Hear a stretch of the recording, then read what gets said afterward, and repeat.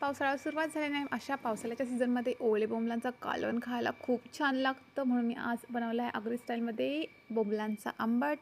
इथे पहिल्यांदा बोंबील स्वच्छ धुवून घेतले आहेत. त्याच्यामध्ये ॲड केले आहे आता मीठ, हळद, लाल तिखट, धणेपूड, काश्मीरी लाल मिरच आणि सोबतच कोथिंबीर.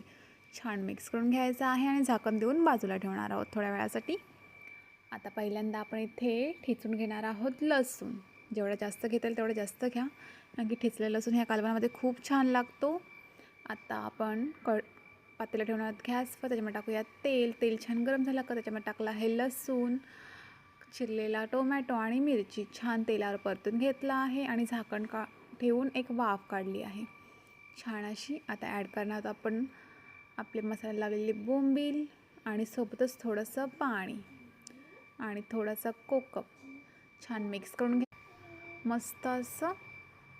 आणि थोडंसं आणखी पाणी वाढवलेलं आहे मी, पाहू शकता खूप छान दिसत आहे. आता गॅसची फ्लेम ठेवायची आहे मीडियम आणि त्याच्यावर झाकण देऊन 10 मिनटं वाफ काढून घेतलेली आहे.